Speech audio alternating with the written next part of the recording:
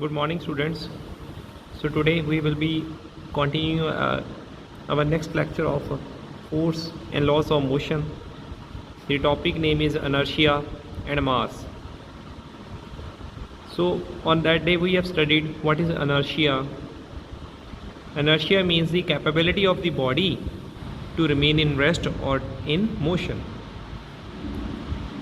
So a car that is standing on the road near your house is also having some inertia. We know it is difficult to move now, so its inertia is more. A book is lying on the table. It is also having the inertia, but the mass of book is very less as compared to the mass of the car. So mass and inertia are related to each other. So how they are related, we will study that.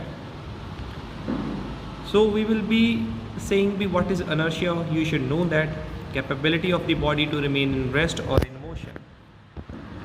Like a football is placed on the ground, now you can easily kick that football and it will start moving. But if a stone is lying on the ground and you kick that stone, you will get injured.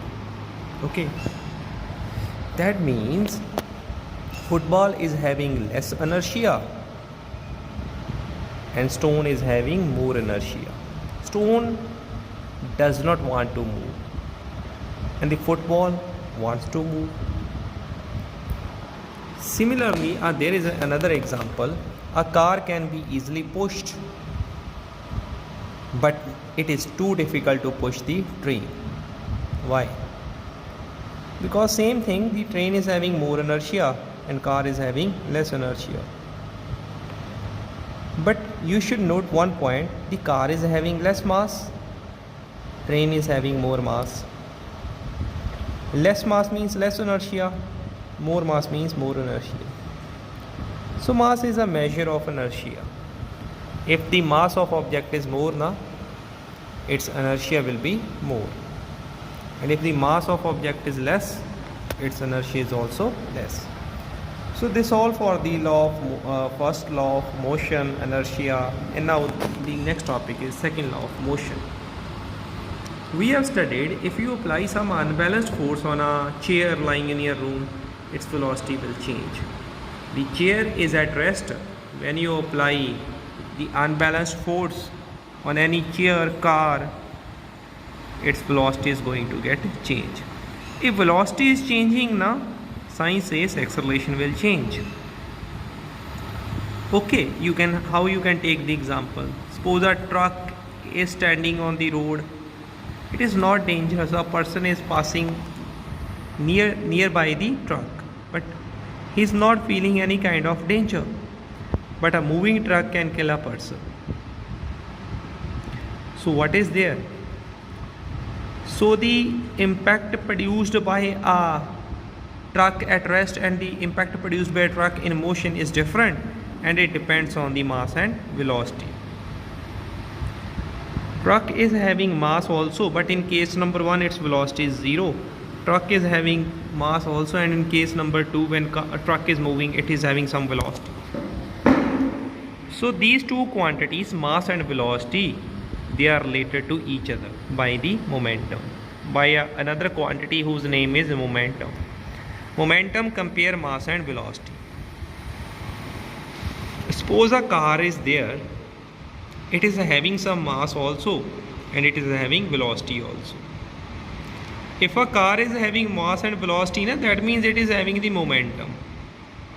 A car moving on the road, it is having velocity, it can kill a person. A car standing on the road, its velocity is 0. So in case number 1 when car is not moving, momentum is different, and in case number 2 when car is moving, momentum is different.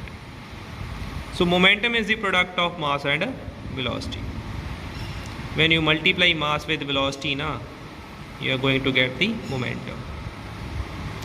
This velocity is having some direction. You are applying force in this direction. The velocity will be in this direction, and the momentum will also have the same direction as that by the velocity.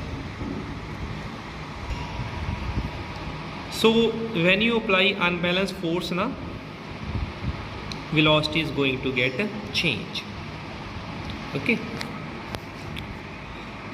If you apply some unbalanced force, like engine of a car is applying force on the car, the velocity of car is getting changed. And if the velocity of car is getting changed, the sign says the momentum of car is getting changed.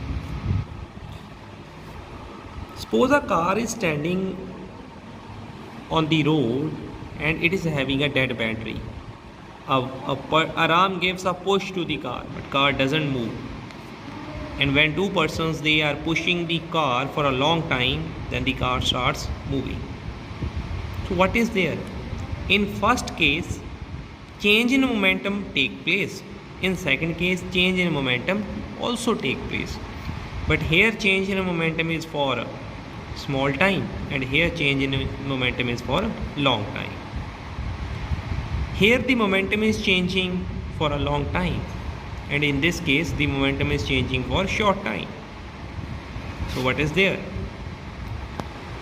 So the change in momentum will be large if force is applied for longer time, and the change in momentum will be less if the force is applied for less time.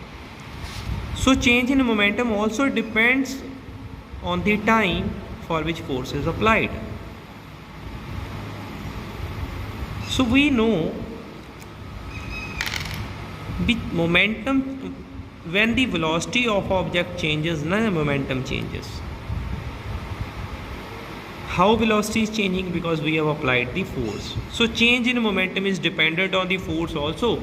Change in momentum is dependent on the time for which change in momentum is taking place. So what is this rate of change of momentum? Means change of momentum with respect to time.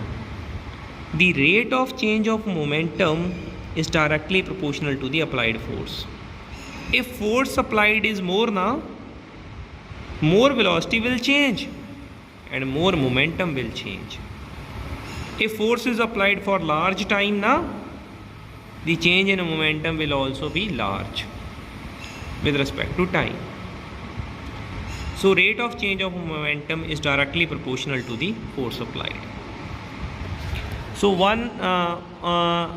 if there is two cars on which we have applied 50 Newton, and on car number 2 we have applied 100 Newton. So more force is applied more change in momentum will be there. Less force is applied less change in momentum will be there. Momentum change means velocity is going to get changed, because momentum is mass into velocity. Mass is not changing, velocity is changing.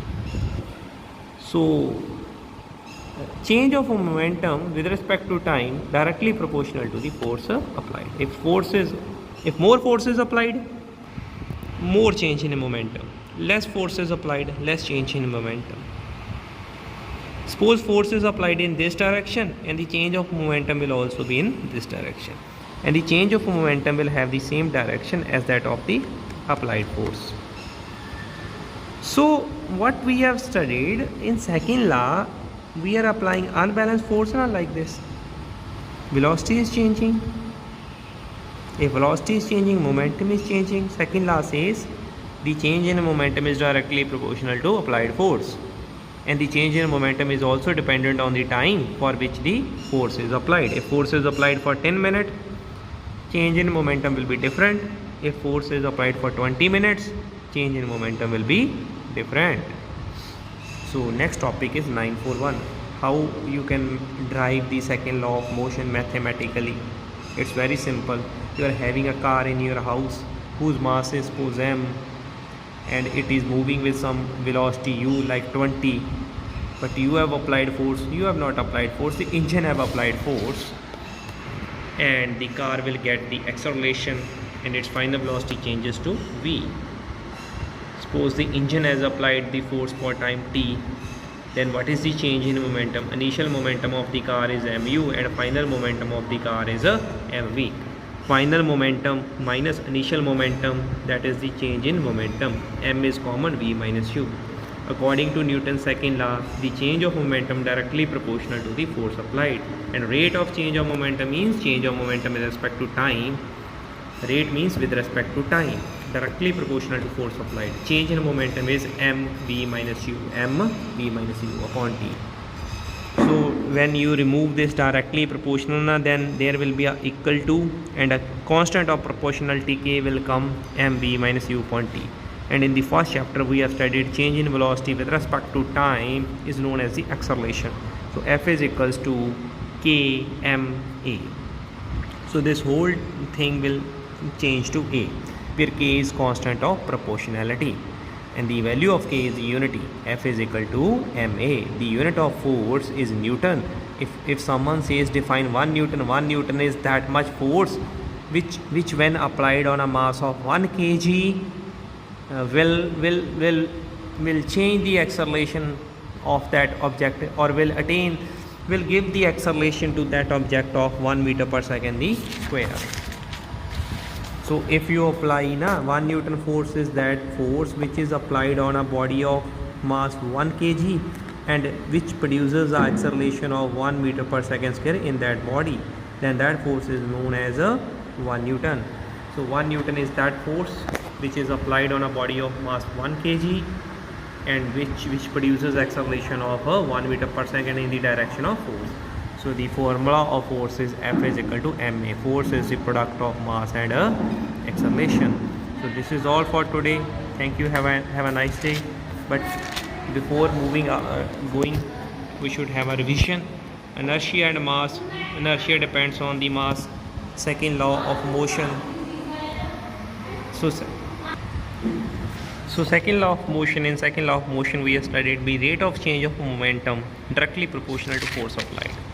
And when we have found the mathematical formulation of second law of motion, it came to be F is equal to k ma. K is 1, F is equal to ma.